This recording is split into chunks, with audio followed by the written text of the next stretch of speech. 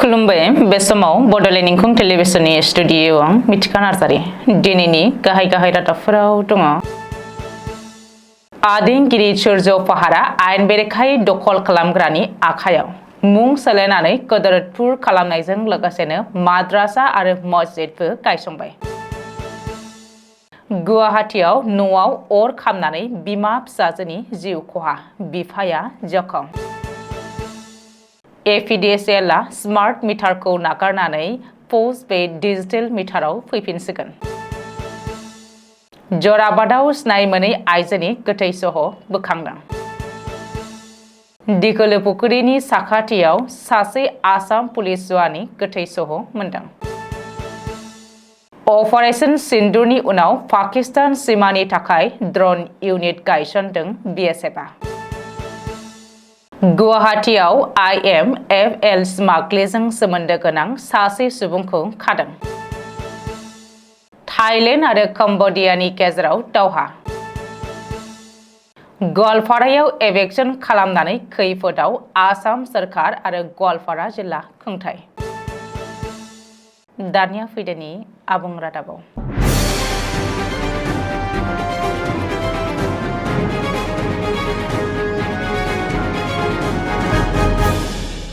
आयेन बेरेखायै दखल खालामनायनि हेंथायै रायजोनाङै एवेक्सन खालामनाया सोलिगासिनो दङ।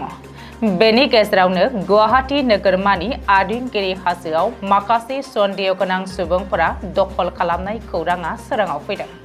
सुलुङाव फोरमायथिनाय बायदिब्ला आदिंगिरि सूर्य पाहाराव सन्देह गोनां सुबुंफोरा आयेन बेरेखायै दखल खालामनानै थानायजों लोगोसेनो सूर्य पाहारनि मुंखौ सोलायनानै कदरतपुर दोनदोंमोन आरो बै जायगायाव गंसे मस्जिद आरो गंसे माद्रासाबो खुलिदोंमोन।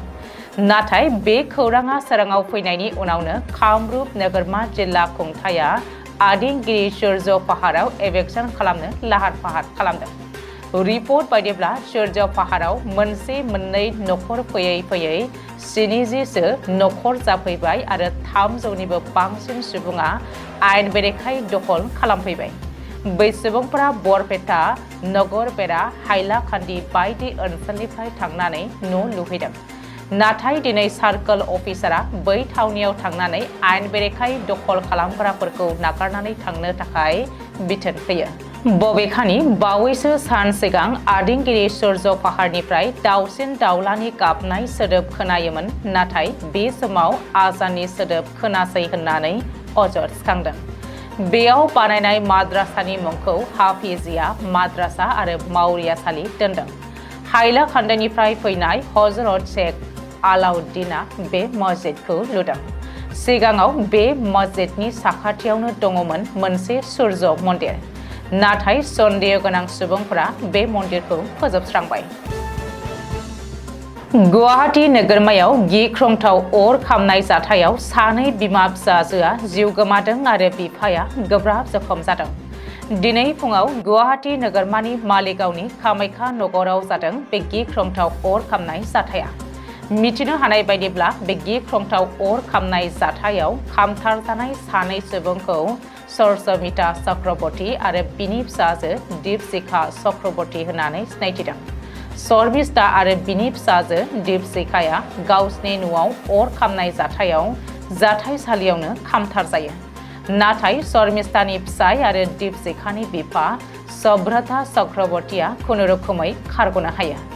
जखम जानायलाय बिखौबो गुवाहाटी मेडिकेल कलेज हस्पिटालाव एडमिट खालामनो गोनां जायो। बबेखानि मोब्लिबारि सर्ट सार्किट नांनायनि जुनैनो बे गिख्रंथाव अर खामनाय जाथाया जादों होननानै आन्दाज खालामनाय जादोंमोन, नाथाय पुलिसआ जाथाइसालियाव थांनानै बेयो सर्ट सार्किटनि जाथाय नङा होननानै दाबि खालामो। बेनि उनावनो फरेनसिकनि मोनसे टीमा जाथाइसालियाव थांनानै नायबिजिरनो जागायो। बे जाथायनि बागै खौरां मोननाय लोगो लोगो नोगोरमा पुलिसआ जाथाइसालियाव थांनानै गोथै सहखौ बोखांहोयो आरो पस्ट मर्टेम आनजाद खालामनो दैथायहरो। बबेखानि बे जाथायनि सायाव पुलिसआ नायबिजिरनो जागायबाय। पुलिसआ फोरमायथिनाय बायदिब्ला बे जाथाया सर्ट सार्किटजों जानायनि जेबो फोरमान गैया। न'नि दरजा खिरखिनि पर्दाफोराबो जेबो जायाखै। खथा सिङाव माखासे सिगारेट खान्दा बोखांनो हादों। Assam Power Distribution Company Limited सुंद'यै APDCL स्मार्ट मिटारनि पोस्टपेड डिजिटेल मिटाराव फैफिनसिगोन। स्मार्ट मिटारखौ लानानै गोलाव समनिफ्रायनो गोख्रों दान्थे-बिदान्थे सोलिबोनायनि उनाव APDCL पोस्टपेड डिजिटेल मिटाराव फैफिननो थांखि लादों होननानै सुलुङाव फोरमायदों। दानिफ्राय गोदान मोब्लिब बाहायगिरि ग्राहकफोरा पोस्टपेड मिटार मोनफिनसिगोन। कमार्शियेल आरो न'आव बाहायग्रा गासैबो ग्राहकफोरा दानिफ्राय स्मार्ट मिटारनि सोलाय पोस्टपेड डिजिटेल मिटारखौ मोनगोन। मख'नो गोनांदि थांनाय 17 जुन खालि APDCLनि सामलायग्रा कमिटिनि मेलाव बे गेदेर बिथांखिखौ लादोंमोन आरो बै समावनो APDCLनि गासैबो मावफुं सोद्रोमानो गोदान खान्थियारि बिथोनफोरखौ दैथायहरनाय जादोंमोन। बेखौबो मख'नो नांगोन दि पोस्टपेड डिजिटेल मिटारफोरखौ बोखारनानै स्मार्ट मिटार लागायनायखौ लानानै थांनाय 2 बोसोराव रायजो नाङैनो गोख्रों फिनजाथाय जादोंमोन। डाटा बायदियै रायजोनि 60 लाख APDCLनि ग्राहकफोरनि गेजेराव 42 लाख ग्राहकफोरानो गोजाम पोस्टपेड डिजिटेल मिटारखौ बोखारनानै स्मार्ट मिटार लागायदोंमोन।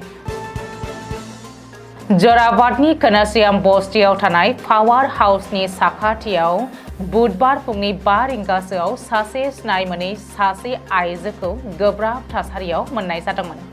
जायगानि थागिरिफोरा बे थासारिखौ नुनो मोननायनि उनाव पुलिसनो खौरां हरनायाव जराबाद पुलिस आउटपोस्टनि मोनसे हानजाया थावनियाव नुजाथि हैनानै आइजोखौ रैखा खालामहैनाय जादों।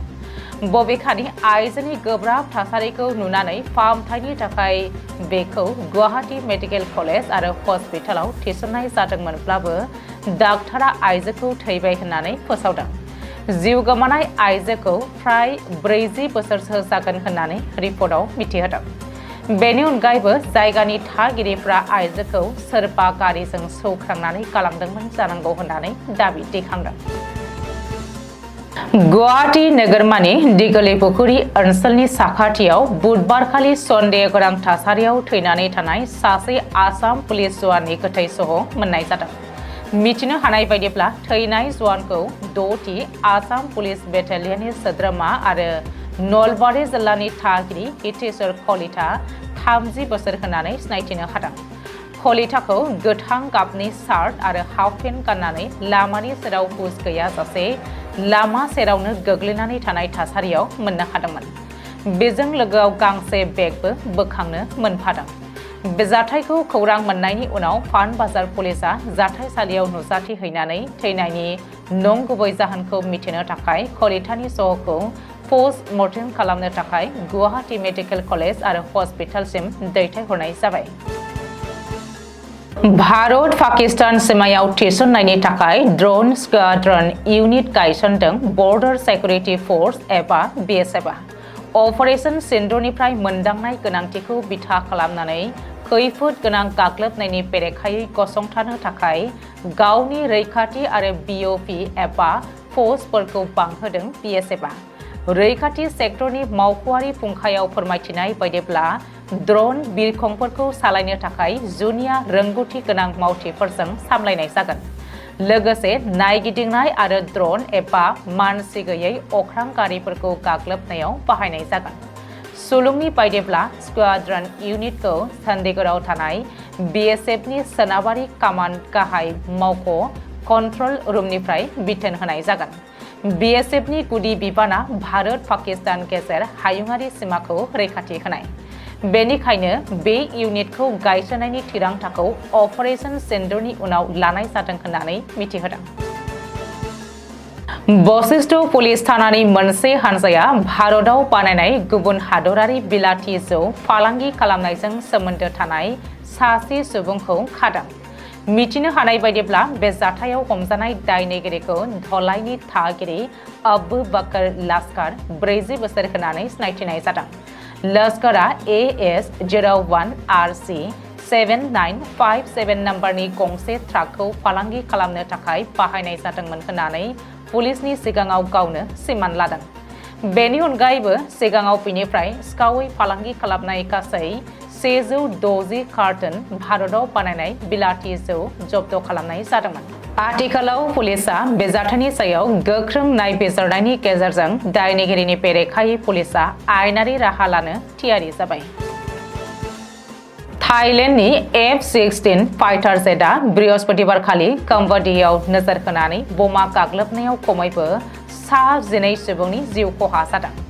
मोननै हादरनि गेजेराव सिमायारि जेंनाखौ लानानै नांलायनाया जादोंमोन, जायनि फिथाइ महरै 11 नोगोरारिफोरजों लोगोसे खमैबो 11 सुबुंफ्रा थैदों। थाई रौनियानि बायदिब्ला जेंना गोनां सिमायाव थिसननायनि थाखाय थियारि खालामजानाय गासै गंद' F-16 फाइटार जेटफोरनि गेजेराव गंसेया बमा बेरहोदोंमोन आरो कम्बोडियायाव मोनसे रौनिया थांखिखौ फोजोबस्रांदों। मोन्नैबो हादरा बृहस्पतिबारनि सिगाङाव दावराव दावसि जागायजेननायनि थाखाय गावजों गाव दायनिगिरि खालामनानै दुसिलायदों। गवालपारा जिल्लानि फाइखान रिजार्भ फरेस्टआव एभेक्सन खालामनानै खैफोदाव डक्टर हिमन्त बिश्व शर्मा दैदेननाय आसाम सरकारजों लोगोसे गवालपारा जिल्ला खुंथाय। गवालपारायाव एभेक्सन खालामनाया जौसिन बिजिरसालियाव सौहैबाय। बेनि उनावनो खैफोदाव गोग्लैयो आसाम सरकार आरो गवालपारा जिल्ला खुंथाया, मानोना हादरनि जौसिन बिजिरसालिया एभेक्सननि हेंथायै नटिस जारि खालामदों। फाइखानाव एभेक्सन खालामनायाव जौसिन बिजिरसालिनि गाइडलाइनखौ नेवसिनायनि गोख्रों अजद थिखांदों हिमन्त बिश्व शर्मा सरकार आरो गवालपारा जिल्ला खुंथायनि सायाव।